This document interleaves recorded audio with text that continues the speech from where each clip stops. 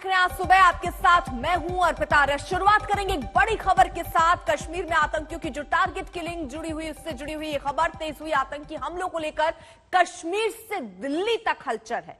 कश्मीर के कुलगांव और बडगांव में कल आतंकियों ने एक बैंक मैनेजर को, एक गैर कश्मीरी मजदूर को मार डाला। तो दिल्ली में घाटी के ताजा हालात को लेकर मंथन चल रहा है। आतंकियों से निपटने की रणनीति पर चर्चा हो रही है। खुद गृह मंत्री अमित शाह ने आज उच्च स्तरीय बैठक बुलाई है, जिसके माध्यम से अब जिस तरीके से जो टारगेट किलिंग हो रही है उसे कैसे रोका जाए, कैसे लगाम लगाई जाए, इस पर विचार होगा। कश्मीर घाटी में कल 12 घंटे के भीतर 2 टारगेट किलिंग से फिर से खौफ व्याप्त हो गया है। कुलगांव में बैंक मैनेजर की हत्या के बाद बडगांव में बिहारी मजदूर की हत्या कर दी गई।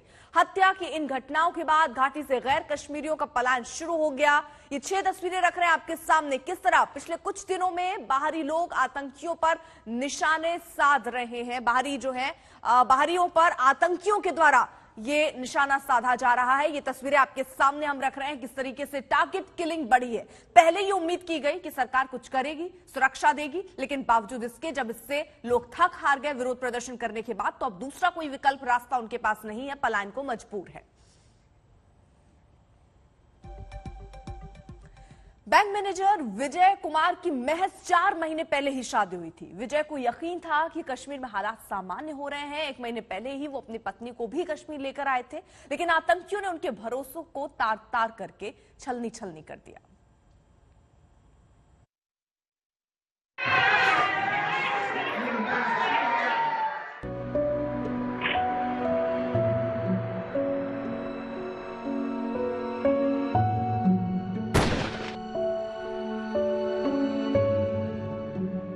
कश्मीर के कुलगाम में विजय कुमार बैंक की नौकरी करने गए थे, लेकिन आतंक की गोली ऐसी बरसी कि राजस्थान के हनुमानगढ़ में उनका पार्थिव शरीर लौटा।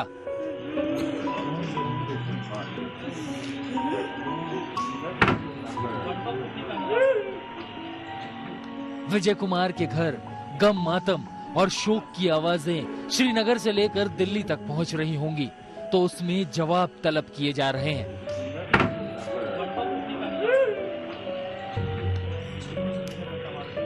उनकी पत्नी पूछ रही है कि आखिर विजय का कसूर क्या था। वो तो अपनी जिम्मेदारी निभा रहे थे, ये जानते हुए भी कि कुलगाम में आतंकी कभी भी कुछ भी कर सकते हैं।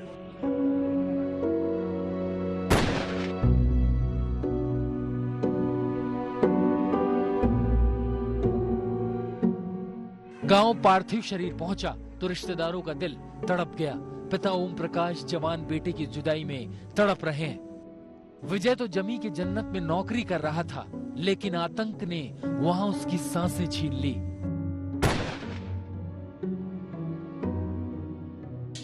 ये उन्होंने नया रास्ता ढूंढा है, और वो इसलिए कि दूसरे स्टेट वाले यहाँ हो सके कि नया बन जाए, उनकी ये प्लानिंग होगी।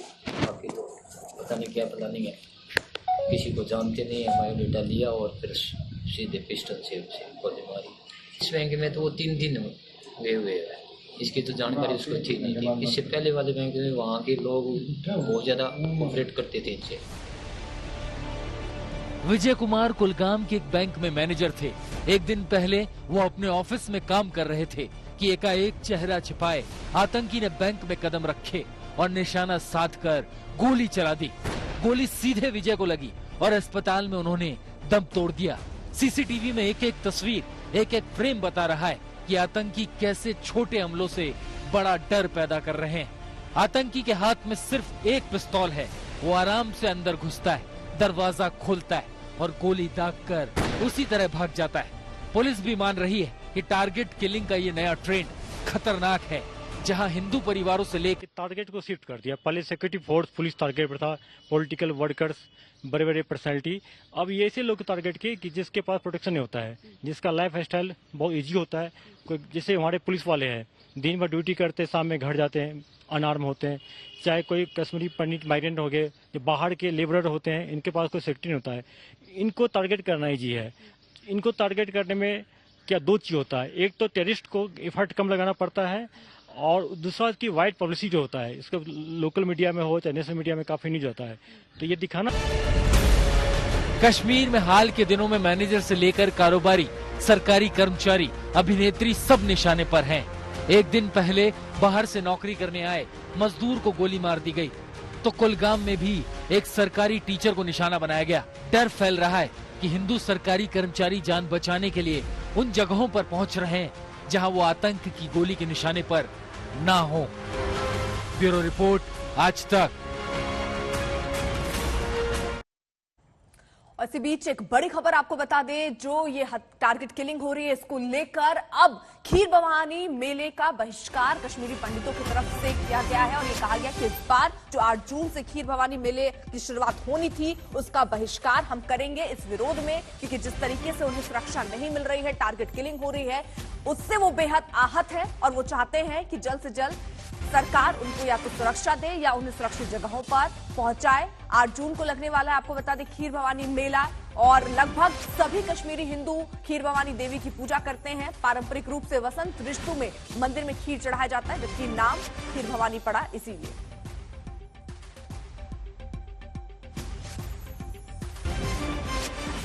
जहां एक तरफ देखिए लोगों का विरोध बढ़ रहा है, लेकिन ये जो घटनाएं हैं वो कम नहीं हो रही। 24 घंटे में 2 टारगेट किलिंग वहां पर हुई है, जो अपने आप में सवाल और प्रश्न चिन्ह खड़ा कर रहा है। कुलगांव और बिटगांव में टारगेट किलिंग से हड़कंप मचा हुआ है। अब दहशत जो आतंकी पैदा करना चाह रहे थे वो अब लोगों में नजर भी आ रहा है। वो विरोध प्रदर्शन करने के लिए सड़कों पर उतरे, लेकिन जब कोई विकल्प नहीं दिख रहा तो पलायन कर रहे हैं।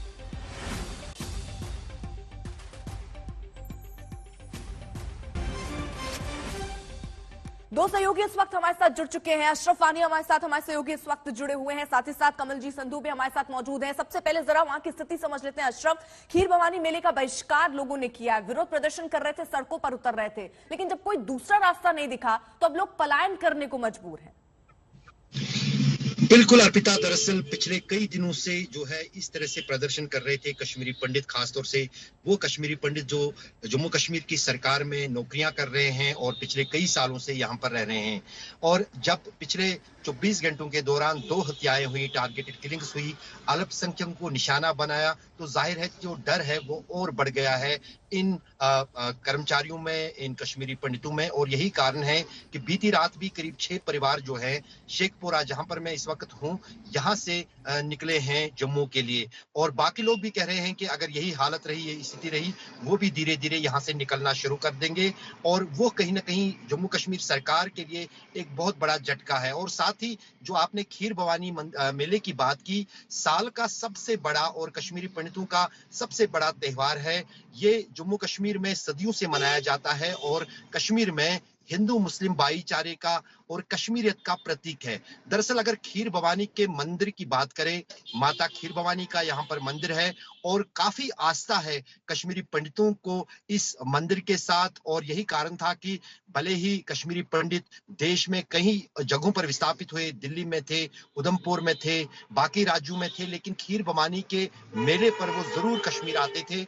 8 जून को खीर भवानी का मेला है, उसकी सभी तैयारियां पूरी हो चुकी हैं। प्रशासन लगा हुआ है पिछले कई दिनों से, क्योंकि कोविड के बाद पहली बार उम्मीद जताई जा रही थी कि हजारों की तादाद में कश्मीरी पंडित इस मेले का हिस्सा बनेंगे। लेकिन जो कश्मीरी पंडितों के संगठन हैं, कर्मचारियों के, उन्होंने कहा है कि वो अब की बार जो है बतौर प्रोटेस्ट इस खीर भवानी के मेले जो कि 8 जून को है उसका बहिष्कार करेंगे। तो जाहिर है कि एक दबाव और सरकार पर बढ़ रहा है कि कम से कम वो मेला जिसे कश्मीरी पंडितों की पहचान कश्मीर में माना जाता था, उसका आयोजन सही तरीके से होता, लेकिन उस पर भी अब कहीं इस प्रतिबंध की तलवार अटक रही है। ठीक है अशरफ, आप रहिए, जरा नजर बनाए रखिए। कमलजीत भी हमारे साथ मौजूद है और देखिए जहां एक तरफ ये टारगेट किलिंग बढ़ रही है, वहीं दूसरी तरफ मीटिंग का दौर भी चल रहा है।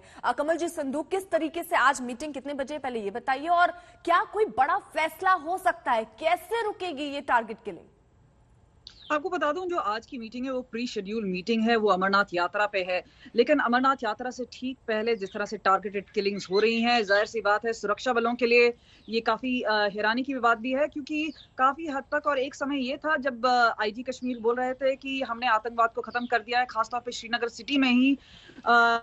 उसके बाद हमने सुना डॉक्टर जितेंद्र सिंह का बयान आया, उन्होंने कहा कि अपने आखिरी पड़ाव पर है आतंकवाद। और उसके बाद अचानक से हम देख रहे हैं कि किस तरह से इजाफा हुआ है टारगेटेड किलिंग्स पे। हाइब्रिड टेररिस्ट हैं, तकरीबन 50 के करीब बताए जा रहे हैं। वो ये युवक हैं जो टेरर रैंक्स ज्वाइन तो करते हैं लेकिन उनका पता नहीं चलता है। पहले की स्ट्रैटेजी थी कि जो भी आतंकवादी गुटों को ज्वाइन करता था उसके फोटो वायरल किए जाते थे, AK-47 नजर आता था। लेकिन पाकिस्तान पिछले कुछ समय से इंटरनेशनल बॉर्डर के जरिए ड्रोन्स के हवाले से ये सारे स्मॉल वेपन्स हैं, पिस्टल्स हैं, वो भेज रहा है। और तकरीबन इतने कंसाइनमेंट आ चुके हैं कि ये जो हथियार की तादाद है वो बढ़ चुकी है। और इस वजह से आप देखते हैं कि एक दिन कोई घटना पुलवामा में हुई है, एक दिन कभी बारामूला में हुई है, एक दिन कभी कुलगाम में हो रही है, कल बडगाम में भी हुई है। तो इस तरह से लगातार दहशत का माहौल बनाया जा रहा है। इसमें सिक्योरिटी फोर्सेस बता रही हैं out of the box thinking की जरूरत है, एलियनेशन और रेडिकलाइजेशन को रोकने की जरूरत है, और साथ में काउंटर स्ट्रैटेजी ड्रोन्स को कैसे रोका जाए इस पर काम करने की बहुत जरूरत है। नहीं तो ठीक है कमलजीत, बहुत बहुत शुक्रिया, आप नजर बनाए रखिए। जिसका जिक्र आप करें बड़गांव, वहां पर मजदूरों पर हमले के बाद डर का माहौल है, लोग डरे हुए हैं। हमारे सहयोगी वहां पहुंचे और देखा कि लोगों में क्या डर है, कैसे लोग वहां से निकल रहे हैं। ये रिपोर्ट देखिए। हमारे साथ एक कर्मचारी हैं जो इस शेखपुरा के परिसर में रहते हैं जहां पर हम खड़े हैं। हम उनसे जानें। आप अपना नाम बताइए और आप ये बताइए आप कब से यहाँ पर? मेरा नाम विनोद है, मैं 2010 से यहाँ। विनोद जी, दरअसल समझना चाहती है देश की जनता भी और हम भी, ये जो यहाँ पर ये जो शेखपुरा है काफ़ी सुर्खी में आया राहुल भट्ट के गुजरने के बाद, और उसके बाद लगातार आप यहाँ पर जो है प्रोटेस्ट कर रहे थे इस बात को लेकर कि हमारी नियुक्ति जो है जम्मू या फिर दूसरे सुरक्षित जगहों पर की जाए। फिलहाल 6 जून तक जम्मू कश्मीर सरकार एलजी के प्रशासन ने कहा है कि आपकी नियुक्तियां जो है वो डिस्ट्रिक्ट हेडक्वार्टर्स में हो जाएंगी और सुरक्षित जगहों पर हो जाएंगी। आप खुश हैं उससे? नहीं, जो राहुल भट्ट की किलिंग हुई वो डिस्ट्रिक्ट हेडक्वार्टर पे हुई है। SDM का ऑफिस एक साइड, तहसीलदार के ऑफिस में हुई है किलिंग। तो डिस्ट्रिक्ट हेडक्वार्टर का तो आप सवाल ही नहीं रहा, क्योंकि जहाँ वो मारना चाहते वहाँ पे वो बंदे को मार देते हैं। तो इसलिए डिस्ट्रिक्ट हेडक्वार्टर अगर पहले किया होता तो तब हम मान लेते, लेकिन ये जो किलिंग हुई है डिस्ट्रिक्ट हेडक्वार्टर पे ही हुई है। और अभी जो कल आपने आह्वान किया था कर्मचारियों ने कि हम शुक्रवार सुबह तक यहाँ शेखपुरा में जमा होकर यहाँ से पलायन शुरू करेंगे, तो क्या फिर उसको स्थगित किया? उस कार्यक्रम को स्टार्ट हो गया। कुछ गाड़ियाँ सुबह निकल गई, कुछ के भी बच्चों का TC आज कोई भी बच्चा स्कूल नहीं गया। पेरेंट्स आज स्कूल जाके वहाँ से बच्चों की TC निकाल के या माइग्रेशन उनकी वहाँ ट्रांसफ़र करा के, जैसे DPS में बच्चे हैं उनकी ट्रांसफ़र है, केंद्रीय विद्यालय में बच्चे उनकी ट्रांसफ़र आज बात करके 2-4 दिन में सारे निकल रहे हैं। तो आप कह रहे हैं कि जो उस पर कायम है आपकी जो यहाँ से पलायन है वो जारी रहेगा? वो जारी रहेगा। और दूसरी बात जो महत्वपूर्ण ये है कि और भी हमारे दर्शकों के लिए ये समझाइए, कुल कितने परिवार इस शेखपुरा में रहते हैं, कितना सुरक्षित ये है और क्या दिक्कत होती है आपको? क्योंकि यहाँ तो ठीक है, 192 फैमिलीज हैं, अंदर ठीक है, लेकिन बाहर के लिए टेंशन है। बाहर हम नौकरी करने जाएंगे, टेबल पे मारा जाता है बंदा। अब हम नौकरी करें कि ध्यान रखें कि बाहर से कौन आया, वही मसला है। तो कश्मीर में पिछले महीने से शुरू हुई आतंकी घटनाओं के बाद सियासत भी शुरू हो गई। विपक्षी पार्टियां सरकार को निशाने पर ले रही हैं, सवाल उठा रही हैं कि सरकार माकूल सुरक्षा इंतजाम क्यों नहीं कर पा रही है। आप सिर्फ पिक्चर बनाने में प्रमोशन में आप ये समझ रहे हैं कि कश्मीरी पंडित का हमला पिक्चर प्रमोशन से होगा। अब आप देख लो, खमियाजा भुगतना पड़ रहा है आपको। और ये हो गया कि रात में आपको जहां पर हमारे कश्मीरी पंडित रहते हैं वहां पर उनको आपको बंद करना पड़ रहा, उनको भागने से रोकना पड़ रहा। आपको सरकार आपकी है, वहां पर कश्मीरी पंडितों को गोली मारी जा रही है, जो हिंदू माइनॉरिटीज है उनको गोली मारी जा रही है। कौन जिम्मेदार है इसका? नरेंद्र मोदी की सरकार किस पे जिम्मेदारी आयद करेगी इसका? हमको बताएं, देश को बताएं। नहीं, क्या इसकी जिम्मेदारी किस पर आयद होती है? इसकी जिम्मेदारी देश की सरकार पर आयद होती है, जो मोदी सरकार पर आयद होती है। आप नहीं रोक पा रहे, आपकी नाकामी है, और वही गलती कर रहे हैं जो 1989 में हमने की थी। कश्मीर में निरंतर हिंदुओं की हत्या जो हो रही है वो इसको ध्यान में रख करके हो रही है कि हिंदू कश्मीर की घाटी छोड़ दें। वो टूरिस्ट के रूप में भले ही जाएं लेकिन वहाँ रहवासी बन के न जाएं। मुझे लगता है कि मोदी सरकार तुरंत कोई ऐसा कदम उठा लेगी, हमारे प्रधानमंत्री जी की सरकार, जिसमें कि टेररिस्ट कश्मीर की घाटी छोड़ेंगे और हिंदू कश्मीर की घाटी में रहेंगे। ये जो बात है टारगेटेड किलिंग की, इसमें इनोसेंट लोग अचानक मारे जाते हैं, चाहे पोस्ट ऑफिस का कर्मचारी हो, कोई शिक्षक हो या बैंक का कर्मचारी हो। तो इसलिए अब तुरंत मुझे तो यकीन है, क्योंकि मोदी जी ने हर चैलेंज को स्वीकार किया है, कि बहुत जल्दी कश्मीर की कॉम्बिंग शुरू होगी और जैसे कंघी से बीन के जुएं मार दिए जाते इसी तरह से आतंकवादी मार दिए जाएंगे। पाकिस्तान को इसकी काली करतूतों के लिए पाकिस्तान ने जो पाप किए हैं, जो गुनाह किए हैं, इसके लिए भारी कीमत चुकानी पड़ेगी। पाकिस्तान और पाकिस्तानी आतंकवादियों को पाकिस्तान कश्मीर के अंदर अफगानिस्तान जैसे हालात पैदा करने की एक साजिश और कोशिश कर रहा है। पाकिस्तान आतंकवादियों की मदद से कश्मीर को बर्बाद और लहूलुहान करने की बार बार साजिश कर रहा है और बार बार पाकिस्तान को थपेड़े झेलने पड़ेंगे, बार बार पाकिस्तान को उसके गुनाहों की सजा देंगे। लगभग 12 मई से लगातार अलग अलग वारदातों में लगभग 7 लोगों की हत्या होना निश्चय ही चिंता का विषय है और इस चिंता में कुछ कदम जल्दी उठाए जाने की जरूरत है। मिलिटेंट्स ने अपना तरीका तो बदला ही है, लेकिन ये कह करके भी काम नहीं चल सकता। उसका किस प्रकार से मुकाबला करें, राज्य प्रशासन ने उसके लिए कुछ कदम तो उठाए हैं, लेकिन जिस प्रकार से 1990 की तरह आज फिर से माइग्रेशन कुछ शुरू हो गई है, एयरपोर्ट्स पर लोग पहुंचने वाले हैं, जल्द एक कॉम्बिंग ऑपरेशन करने की जरूरत है। तो लगातार हो रही टारगेट किलिंग की घटनाओं के बाद आज कश्मीर घाटी के लिए बेहद अहम दिन है। एक तरफ दिल्ली में हालात पर अहम बैठक होनी है, तो दूसरी तरफ कश्मीर घाटी से अल्पसंख्यकों ने बड़े पैमाने पर पलायन का ऐलान कर दिया है। रात को ही कई कश्मीरी पंडित और सरकारी कर्मचारी जम्मू लौट आए और यह सिलसिला आज और तेज होगा।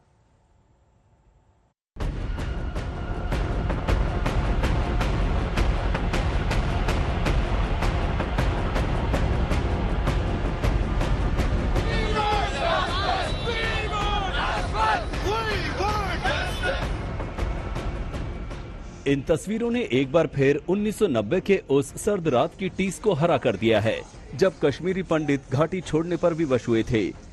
ये 2022 है। 32 साल बाद फिर कश्मीरी पंडितों और कश्मीर में काम कर रहे गैर कश्मीरियों के लिए वही हालात बन रहे हैं।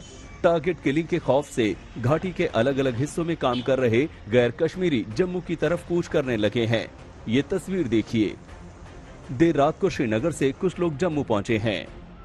सर अभी हम श्रीनगर से आ रहे हैं। अच्छा, तो क्या सिचुएशन है? आप क्या एम्प्लॉई हैं? जी मैं एम्प्लॉई हूँ, मैं पीएम पैकेज में एजुकेशन में हूँ। अच्छा, एजुकेशन।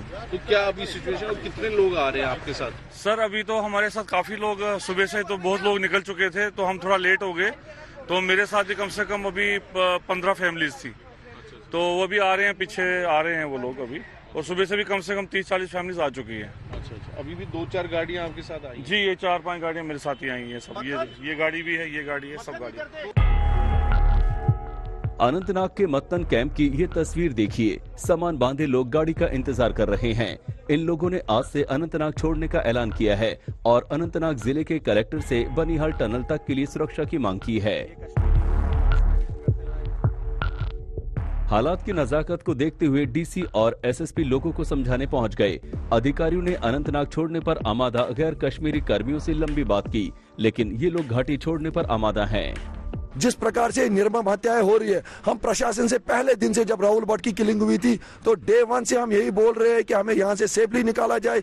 इस दौरान हमने डिस्ट्रिक्ट एडमिनिस्ट्रेशन, डिविजनल कमिश्नर, सबके साथ IGP Kashmir, even LG administration में जहाँ पे आला अधिकारी मौजूद थे और हमारे सारे रिप्रेजेंटेटिव्स, हमने एक ही मांग रखी, हमें यहाँ से रिलोकेट किया जाए तब तक जब तक घाटी के अंदर हालात सामान्य न हो। ऐसा दावा किया जा रहा है कि करीब 3000 कर्मचारी अनंतनाग छोड़ चुके हैं। अकेले मत्तन इलाके 20 गाड़ियां जम्मू कूच कर चुकी हैं। हम क्या चाहते हैं?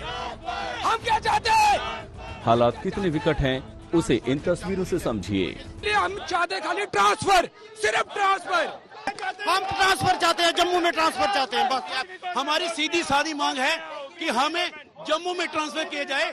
हम वहाँ अब सर्वाइव नहीं कर सकते, हम डरे हुए हैं, हम सारे जो हैं घबराए हुए हैं, जितने भी एम्प्लॉय हैं। कश्मीर में घाटी के अलग अलग इलाके से जम्मू पहुंचे कर्मचारियों ने कल विशाल प्रदर्शन किया। स्थानीय प्रशासन के खिलाफ उनमें खासा गुस्सा था। इन लोगों का कहना है कि घाटी में वो सुरक्षित नहीं और सरकार उनकी बात नहीं सुन रही। टोटली अनसेफ है वहाँ पे, हम कमरे से बाहर नहीं निकल सकते हैं। भाग के आना पड़ा हमें वहाँ पे। सरकार ने आश्वासन दिया है और कहा है कि आपको जिला मुख्यालय में तबादला किया सर लॉलीपॉप है, कुछ नहीं है। सरकार का आश्वासन झूठे हैं, कुछ नहीं कर रही वो हमारे लिए। और जिला अस्पताल में अंदर आके मार रहे हैं तो बंदा कहाँ जाए?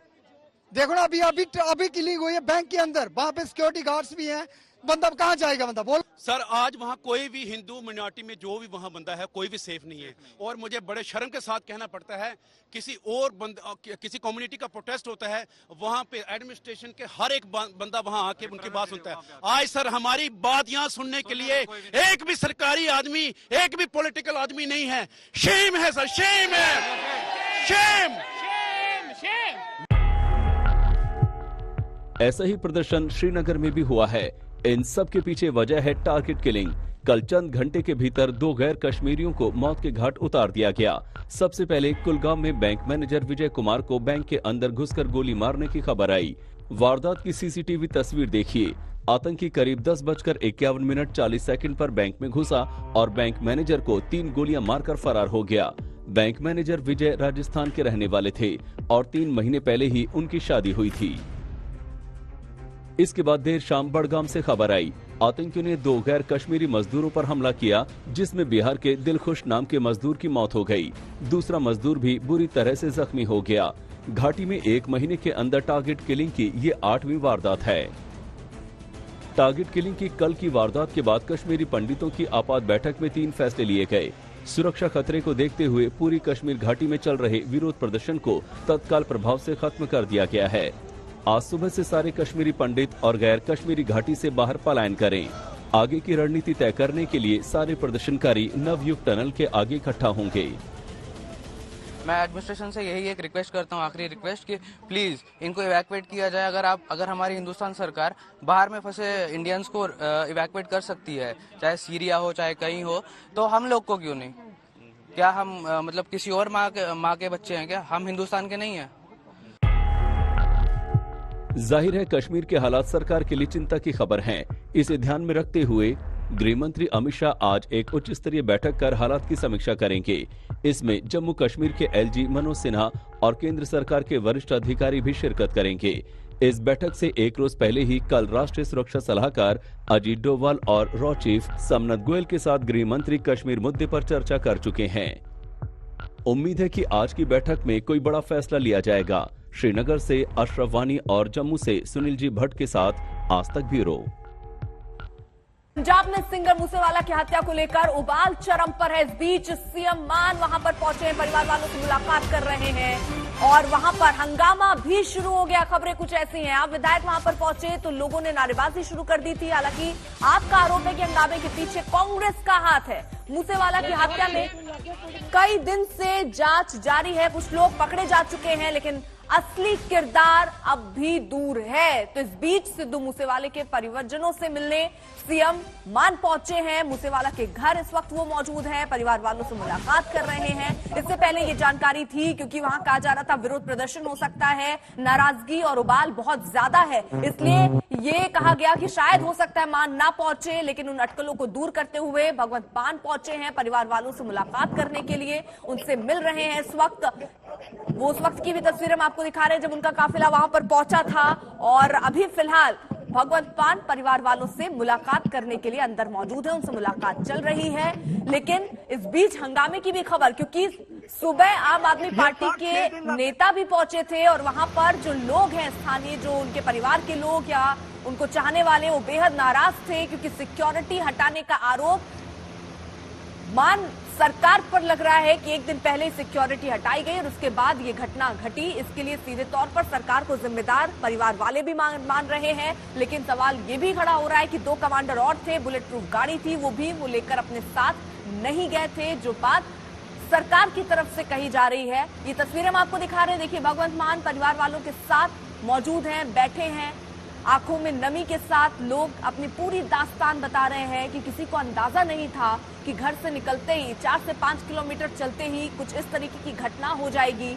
शायद सिद्धू को भी इस बात का एहसास नहीं था, क्योंकि उनके परिवार वाले कह रहे हैं कि कहा था उस वक्त कि बुलेट प्रूफ गाड़ी में जाइए, 2 कमांडर हैं उनको लेकर जाइए, लेकिन उन्होंने कहा कुछ नहीं होगा। और वो जैसे बाहर निकले, 4 से 5 किलोमीटर दूर जैसे पहुंचे, तभी कुछ गाड़ियां वहां पहुंचती और अंधाधुंध वहां पर गोलियां चला देते हैं।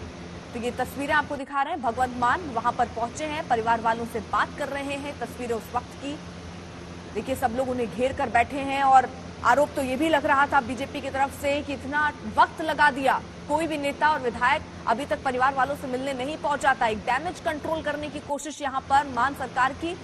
परिवार वालों से मुलाकात करते हुए, परिजनों से मिलते हुए भगवंत मान इस वक्त तस्वीरों में नजर आ रहे हैं। इससे पहले हाईकोर्ट से भी झटका मान सरकार को लगा था, क्योंकि कई सवाल वहां पर पूछे गए थे। सवाल ये पूछा गया कि आखिरकार सिक्योरिटी हटाई गई तो ठीक, लेकिन वो लिस्ट सार्वजनिक क्यों कर दी गई। बीजेपी की तरफ से बकायदा उस ट्वीट का हवाला दिया जा रहा है जिसमें अरविंद केजरीवाल ने बकायदा 424 लोगों जिनकी सिक्योरिटी हटी है उनके नाम उसमें मेंशन थे, उसमें नामों का जिक्र था और ये कहा गया कि वीआईपी कल्चर हम खत्म कर रहे हैं। बीजेपी का आरोप है कि अपना गुणगान गाने के लिए सरकार ने ये लिस्ट सार्वजनिक कर दी और बैठे बैठे उन लोगों को एक तरीके से ये कर दिया कि वो आकर इस तरीके की घटना को अंजाम दे। अब पुलिस ने उन वीडियो का सहारा लेना शुरू कर दिया है जो हत्याकांड के बाद से अब तक वायरल वीडियो की शक्ल में सामने आ चुके हैं। अंदाजा यही लगाया जा रहा है कि अब तक जितने भी वीडियो सामने आए हैं वो अब पुलिस को अंधेरे में रोशनी दिखाकर उस कातिल तक पहुंचा देंगे जिसकी शक्ल देखने के लिए अब पंजाब पुलिस बेचैन है।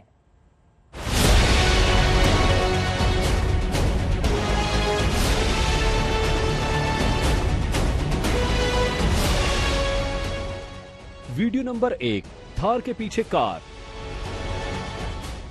वीडियो नंबर 2, सिद्धू की गाड़ी का पीछा। वीडियो नंबर 3, हमलावरों की कार। वीडियो नंबर 4, सिद्धू की तेज रफ्तार थार। वीडियो नंबर 5, थार का पीछा करती सफेद कार।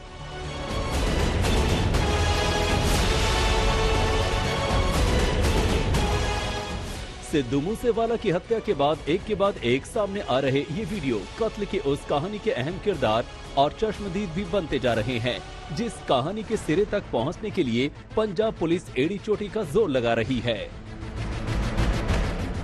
सिद्धू मूसेवाला की हत्या के बाद अब तक सामने आए वीडियो में ये सबसे ताजा वीडियो है। एक खाली पड़ी संकरी की सड़क पर अचानक तेज रफ्तार थार गाड़ी गुजरती हुई दिखाई देती है। ये वही थार है जिस पर सिद्धू मूसेवाला सवार था, बल्कि वो खुद इस गाड़ी को चला रहा था। लेकिन इसी वीडियो ने एक और बात उजागर की है कि वो है सिद्धू मूसेवाला की थार के गुजरने के चंद सेकंड बाद ही एक और गाड़ी बड़ी ही खामोशी से गली से निकलकर उसी सड़क पर आगे बढ़ती दिखाई पड़ती है। ये गाड़ी बोलेरो है जिसके बारे में पुलिस का अंदाजा है कि इसी बोलेरो गाड़ी पर वो हमलावर सवार थे जिन्होंने आगे जाकर सिद्धू मूसेवाले को अपना निशाना बनाया था। ये वीडियो बुधवार की शाम को वायरल हो रहा था। इस वीडियो में भी वो बोलेरो गाड़ी नजर आ रही है जिस पर कातिल सवार थे। ये बात तो अब दबी छुपी नहीं रही कि AN-95 और AK-47 जैसे बेहद आधुनिक हथियारों से सिंगर सिद्धू मूसेवाला को उसकी ही कार में छलनी कर दिया गया था। गोलियां इस रफ्तार से सिद्धू मूसेवाला पर बरसाई गई थी कि उसे अपनी ही सीट पर ही झुकने तक का वक्त नहीं मिला। इस हत्याकांड ने पंजाब से लेकर दिल्ली तक की पुलिस को अचानक एक्शन मोड में लाकर खड़ा कर दिया है। हालांकि अभी तक इस हत्याकांड में किसी भी तरह का कोई साक्षात चश्मदीद तो सामने नहीं आया। अलबत्ता हत्या से जुड़े किस्से और हत्या के पीछे की तमाम थ्योरियां जरूर सुनाई पड़ रही हैं। लेकिन पुलिस को तो हत्या की ये गुत्थी सुलझानी है। पुलिस को ये तो पता है कि हत्या पंजाब के भीतर अपनी औकात दिखाने की जिद में गैंगवार का ही नतीजा है। लेकिन ये अभी तक राज नहीं खुल सका है कि आखिर असल में इस हत्या को किस गैंग के किस शूटर ने अंजाम तक पहुंचाया। लिहाजा पुलिस को इन्हीं वीडियो के जरिए अपनी कहानी को सुलझाकर उस कातिल को जमाने के सामने लाने की जिम्मेदारी है जिसने पंजाब के एक सिंगर को इस तरह दिन दहाड़े डंके की चोट पर उससे सुरक्षा वापस लिए जाने के एन दूसरे ही दिन मौत के घाट उतारकर देश भर में सनसनी फैला दी।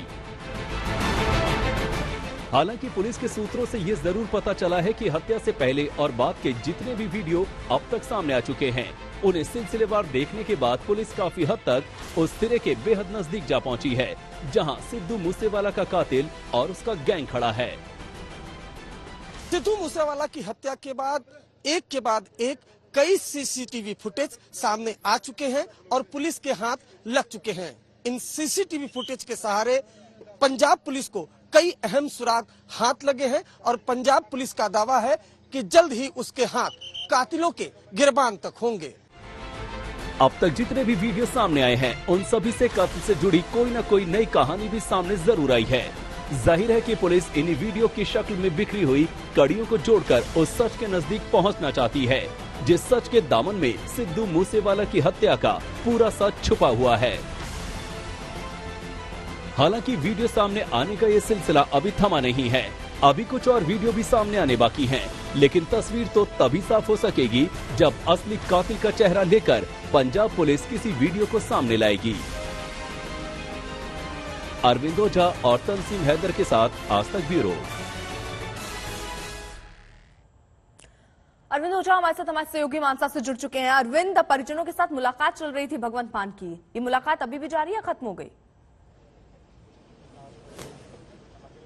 जी बिल्कुल, अभी भी जारी है और 20 मिनट से भी ये मुलाकात जारी है। अर्पिता, मैं आपको बताऊं, ये जो सिद्धू मूसेवाला की कोठी का मेन एंट्री गेट है, 5 दिन बाद भगवंत मान पंजाब के मुख्यमंत्री वो यहाँ पर पहुंचे हैं भारी सुरक्षा के बीच। आप देखिए कि किस तरह की सुरक्षा है, जो पंजाब पुलिस के कमांडोज हैं वो यहाँ पर मौजूद हैं। देखिए 8 बजे जो भगवंत मान है उनको आना था, लेकिन यहाँ पर जो फैंस, जो लोकल लोग थे, उन्होंने काफी प्रोटेस्ट किया। जो लोकल विधायक थे उनको विरोध प्रदर्शन करके यहाँ से भगा दिया, जिसके बाद भारी फोर्स यहाँ पर पंजाब पुलिस की बुलाई गई। पंजाब पुलिस के सीनियर ऑफिसर पहुंचे और देखिए ये इस तरह का जो बैरिकेड हम आपको दिखाना चाहते हैं, ये जो बैरिकेड है, इस तरह का बैरिकेड दूसरी तरफ भी लगा दिया गया है। बीच में जो स्पेस है जहां पर अमूमन सिद्धू मूसेवाला के फैंस, समर्थक, लोकल लोग मौजूद होते थे, अब वहां पर पंजाब पुलिस का जमावड़ा है, पैरामिलिट्री फोर्सेस का जमावड़ा है। और भगवंत मान अब से तकरीबन 20 मिनट पहले यहां पर जब पहुंचे तो उनकी गाड़ी सीधा इस कोठी के अंदर दाखिल हो गई, काफिला बाहर रुक गया और फिलहाल भगवंत मान अंदर आप बातचीत कर रहे हैं। देखिए जिस तरीके हत्याकांड के बाद जिस तरह का फैन, समर्थक और खुद सिद्धू मूसेवाला के फादर ने गुस्सा जाहिर किया था कि बकायदा सिक्योरिटी थ्रेट था, उसके बावजूद भी सुरक्षा घटाई गई और सुरक्षा घटाने के कुछ दिनों बाद ही शूटर्स को मौका मिला, रेकी करके हत्याकांड को अंजाम दिया गया। उसके बाद से ही लगातार गुस्सा था। खुद सिद्धू मूसेवाला के जो फादर है उन्होंने चिट्ठी लिखी थी सरकार को और पुलिस प्रशासन पर अपना गुस्सा जाहिर किया था, सरकार को भी क्रिटिसाइज किया गया था।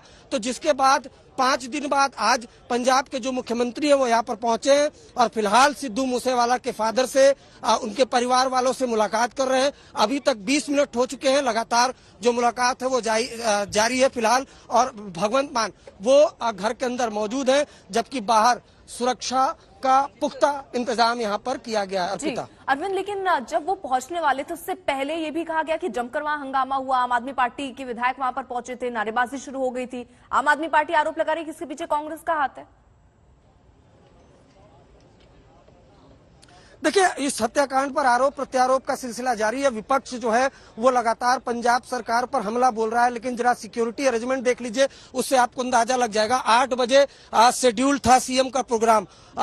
इस घेरे के अंदर देखिए अभी कुछ लोग, कुछ अधिकारी बाहर आते हुए दिखाई दिए हैं। दरअसल 8 बजे शेड्यूल था प्रोग्राम, लेकिन जो लोकल विधायक थे आम आदमी पार्टी के वो यहाँ पर पहुंचे तो कुछ लोगों ने प्रोटेस्ट किया, विरोध प्रदर्शन किया। हालांकि फिर जो स्थानीय प्रशासन है वो आया और लोगों को समझाया। उसके बाद कुछ डिलेड हुआ प्रोग्राम, जो पंजाब के चीफ मिनिस्टर का चूंकि सुरक्षा के इंतजाम करने होते हैं। उसके बाद दोनों तरफ जो ये पूरी कोठी है उसके मेन दोनों गेट के ठीक है अरविंद, आप नजर बनाए रखिए, पल पल की अपडेट हम आपसे लेते रहेंगे। तो 20 मिनट से ज्यादा का वक्त हो चुका है, अभी भी मुलाकात का सिलसिला चल रहा है, लेकिन जो संकेत मिल रहे हैं उसे देखते हुए अब पुलिस जो है वो कातिलों की पहचान के लिए जुटती हुई नजर आ रही। सीसीटीवी फुटेज खंगाले जा रहे हैं। बस अपने हाथों की रेंज बढ़ाने के लिए पुलिस महकमे ने एक नई एसआईटी भी गठित की है, जिसका दायरा हदों से भी आगे निकलकर कातिलों को गिरबान से पकड़ने के लिए काफी होगा।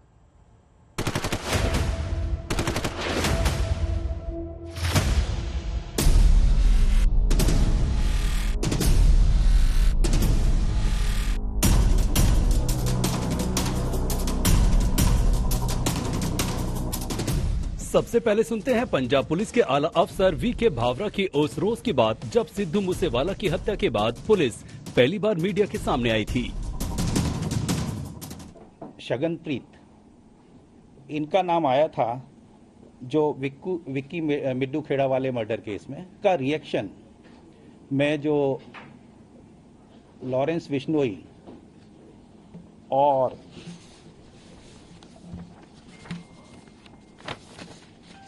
लॉरेंस बिश्नोई गैंग का इसमें हाथ है और इसकी जिम्मेदारी जो है वो लकी उन्होंने ले ली है।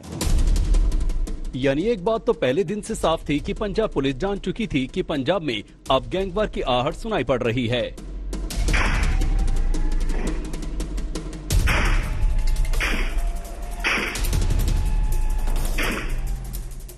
लेकिन इस हत्याकांड को 4 दिन गुजर जाने के बाद भी अभी तक कोई ऐसी लीड पुलिस को नहीं मिली है जो उसे कातिल के दरवाजे तक ले जाकर खड़ा कर दे।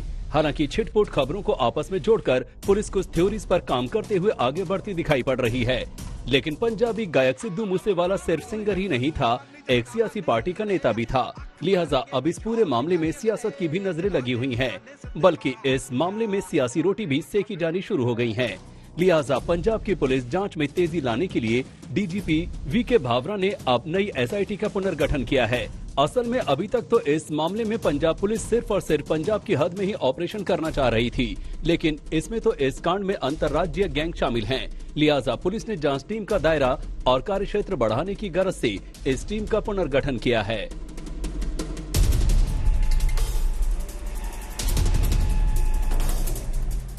पंजाब पुलिस इस मामले में सबसे ज्यादा शक की नजर से लॉरेंस बिश्नोई को ही देख रही है।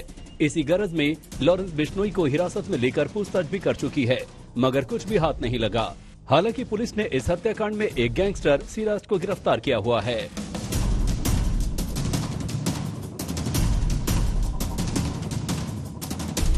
खबरों का खुलासा यही है कि सिद्धू मूसेवाला मर्डर केस में अब लॉरेंस बिश्नोई को मानसा की पुलिस भी अपनी कस्टडी में लेकर पूछताछ करना चाहती है। हालांकि लॉरेंस बिश्नोई ने पंजाब पुलिस के खिलाफ कोर्ट का दरवाजा खटखटाया है। उसका कहना है कि उसकी जान को खतरा है। लॉरेंस बिश्नोई ने पंजाब पुलिस की नीयत पर सवाल उठाते हुए कोर्ट से गुहार लगाई है कि पुलिस को जो कुछ भी पूछताछ करनी है उससे तिहाड़ में ही आकर पूछताछ कर ले।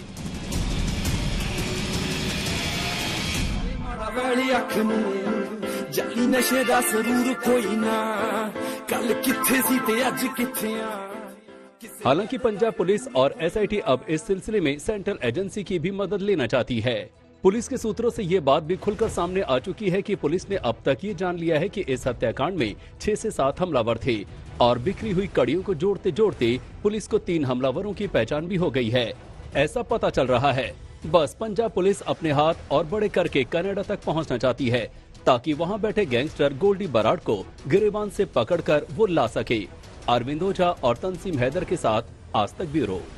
दिल्ली की राजनीति में इन दिनों जबरदस्त हलचल मची हुई है। दिल्ली सरकार के स्वास्थ्य मंत्री गिरफ्तार हैं और अब दिल्ली के मुख्यमंत्री बता रहे हैं कि केंद्र सरकार के इशारे पर सिसोदिया को गिरफ्तार करने की तैयारी है। पूरे दिन कैसे बीजेपी और आम आदमी पार्टी एक दूसरे पर आरोप लगाते रहे, इस रिपोर्ट के जरिए देखिए।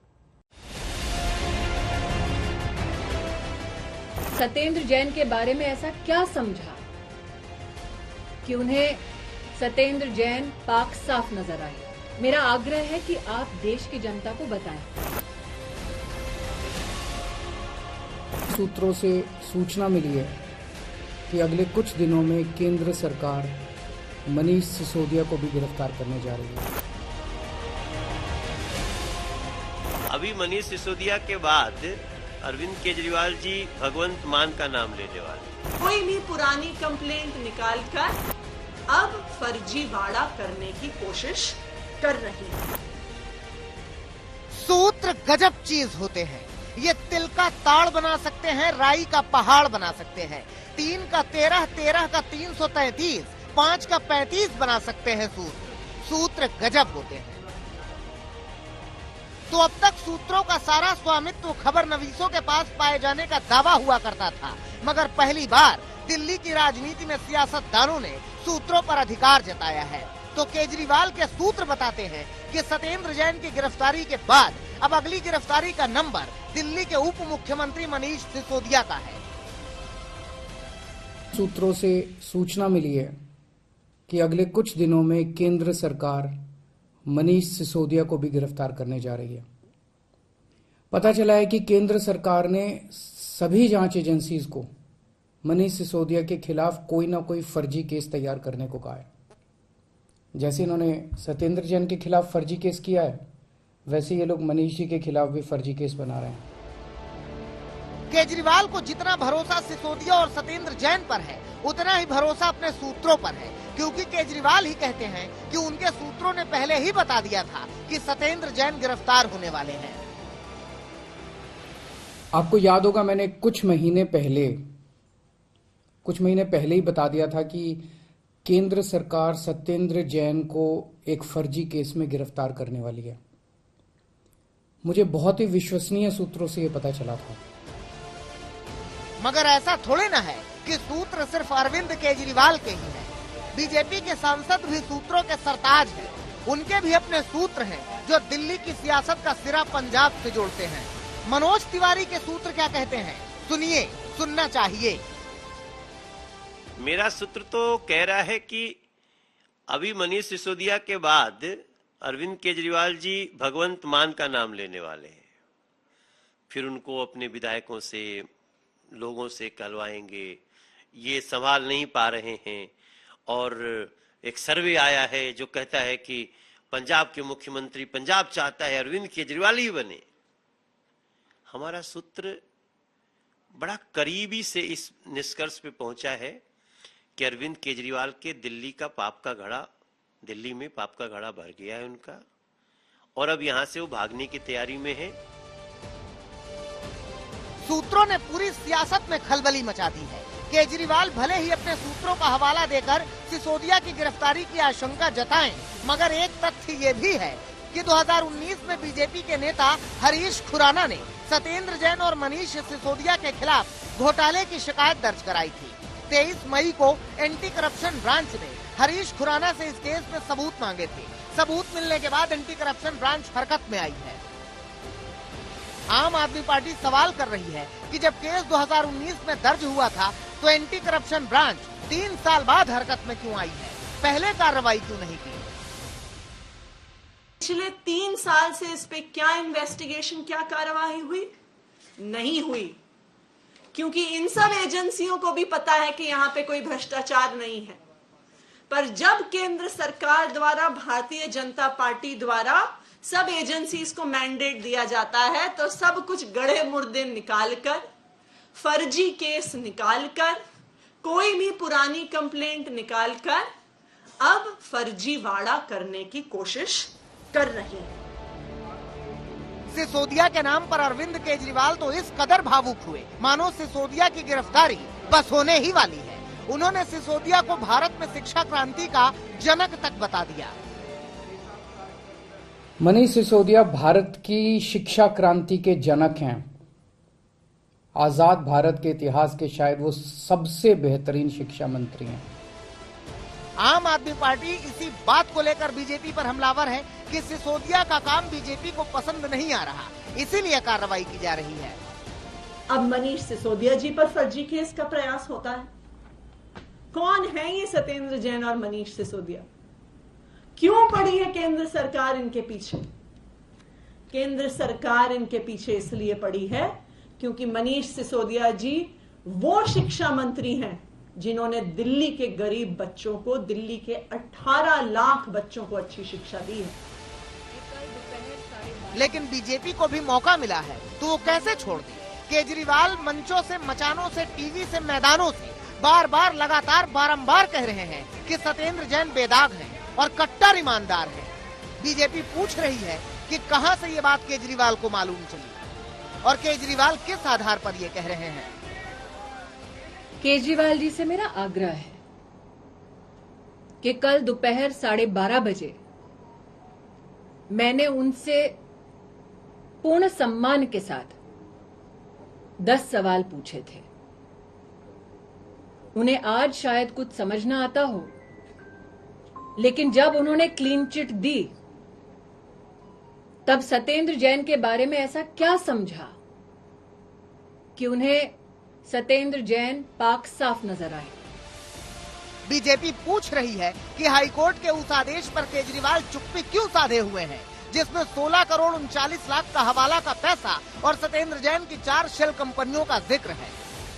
केजरीवाल जी, निश्चित रूप से आज मेरी आवाज अब तक पहुंचेगी मेरा आग्रह है कि आप देश की जनता को बताएं कि दिल्ली हाई कोर्ट ने अपने ऑर्डर में यह कहा